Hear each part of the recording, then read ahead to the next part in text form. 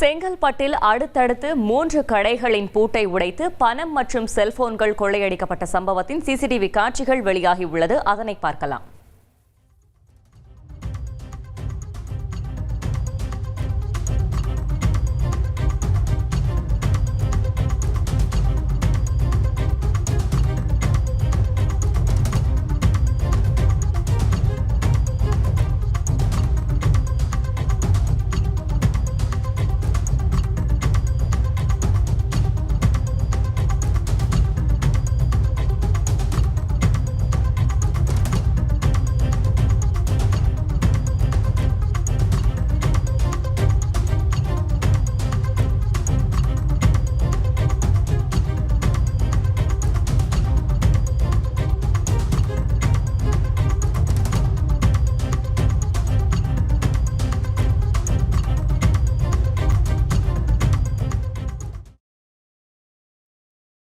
இது பற்றிய மேலும் தகவலை செய்தியாளர் நவீன் வழங்க கேட்கலாம். நவீன், வணக்கம். இந்த கொள்ளை சம்பவத்தின் மேலும் தகவல்களை சொல்லுங்க.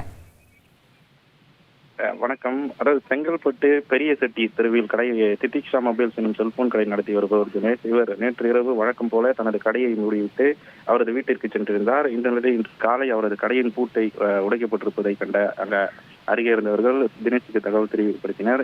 தகவல் அறிந்து அங்கு வந்த தினேஷ் தன்னுடைய கடையின் உள்ளே சென்று பார்த்தபோது கடையின் ஷட்டரின் பூட்டு உடைக்கப்பட்டு உள்ளே இருந்த செல்போன்கள், செல்போன் உதிரி பாகங்கள் மற்றும் 5000 ரூபாய் ரொக்கம் ஆகியவை கொள்ளை போயிருந்தது. இதே போல இவரது கடையின் பக்கத்து கடையான களஞ்சியம் துணிக்கடை, அதே போல சோபிகா துணிக்கடை ஆகிய 3 கடைகள்ல அடுத்தடுத்து இந்த கொள்ளை சம்பவமானது அரங்கேறியிருக்கிறது.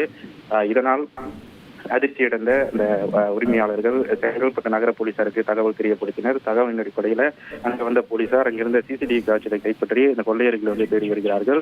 மொத்தமாக இந்த அடுத்தடுத்த 3 கடைகளில் செல்போன்கள், செல்போன் உதிரி பாகங்கள், துணிகள் மற்றும் 60,000 ரூபாய் ரொக்கம் என கொள்ளை போயிருக்கிறது.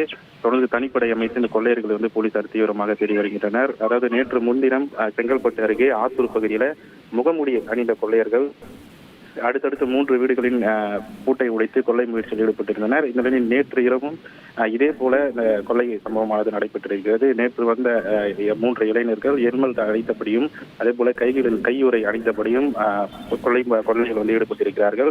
இந்த சிசிடிவி காட்சிகள் தற்போது வெளியாகி பரபரப்பை ஏற்படுத்தியிருக்கக்கூடிய சூழ்நிலையில் போலீசார் தனிப்படை அமைத்து இந்த கொள்ளையர்கள் தீவிரமாக தேடி வருகின்றனர். தொடர்ந்து செங்கல்பட்டு சுற்றுவட்டார பகுதிகளை முகமூடி மற்றும் ஹெல்மெட் அணிந்த கொள்ளையர்கள் தொடர்ந்து கொள்ளை சம்பவங்களில் ஈடுபட்டு வருவது இப்பகுதி மக்களை ஒரு பெரும் அச்சத்தில் ஆழ்த்திருக்கிறது. தொடர்ந்து இரவு நேரங்களில் போலீசார் ரோந்து பணியை அதிகப்படுத்த வேண்டும் என